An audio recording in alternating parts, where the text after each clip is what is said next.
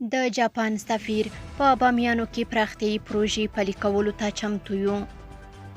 کورنیو چارو وزارت لوی اختر ته کلک امنیتي تدابیر نیول شوي.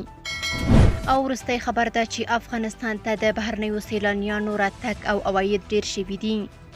سلام ستړي مشئ، وخت مو په خیر. په موکړی د امپراتور ټي وي چینل څخه درې تازه او مهمو خبرونو ته.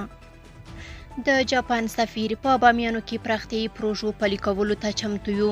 د جاپان سفیر تاکاشي اوکا د بامیانو ولایت ته د خپل سفر په ترڅ کې د دغه ولایت له والي سره د امنیت، اقتصاد، د مرستو بهیر، تاریخي سیمو او دواړو هیوادونو ترمنځ د اړیکو پر پیاوړتیا او نورو موضوعاتو خبرې کړې دي. نوموړي ویلي هیواد به له افغانستان سره په ځانګړې توګه بامیانو کې خپلو بشري مرستو او نورو همکاریو ته دوام ورکړي او په دغه ولایت کې د پراختیایي پروژو پلي کولو ته چمتو دی. کورنیو چارو وزارت لوی اختر ته کلک امنیتي تدابیر نیول شوي.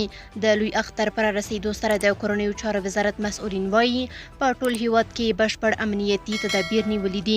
دوی وایي د هیواد په لویو ښارونو کې ګڼ شمېر امنیتي ځواکونه او ملي پولیس د امنیت ټینګښت لپاره په ښارونو او نورو سیمو کې ځای پر ځای کړي دي. د کورنیو چارو وزارت مرستیال ویاند ویلي چې امنیتي ځواکونو د جوماتونو، عیدګاهو او ټولو هغو ځایونو د ساتنې لپاره د امنیت بشپړ چمتووالی نیولی چې د خلکو ګڼه ګوڼه پکې زیاتوي. نوموړي دغه رازیاته کړه چې د اختر په ورځو کې به د دغه وزارت خدماتي ادارې لکه اطفایي، 300 بستریز روغتون او د پولیسو 119 شمېره د احتمالي پیښو مخنیوي لپاره فعال وي. او وروستی خبر ده چې افغانستان ته د بهرنیو سیلانیانو راتګ او عواید ډیر شوي دي. د اطلاعات او کلتور وزارت وایي په تیر یوه کال کې د بهرنیو سیلانیانو د راتګ له اړخه یې 9 میلیونه افغانۍ عواید ترلاسه کړي دي. د وزارت په وینا د کورنیو سیلانیانو په شمیر کې هم د تیر کال پرتله 3 برابره ډیروالی راغلی او لامل یې د ګرځندوی برخه کې د نویو پالیسیو جوړول او د اسانتیاو برابرول په ګوته شوي. د رسمي شمیرو له مخې په روان کال کې لرغونو او تفریحي سیمو ته د ورغلیو کورنیو سیلانیانو شمیر 26 میلیونه تنو ته رسیږي چې د تیر کال پرتله 3 برابره زیاتوالی ښیي.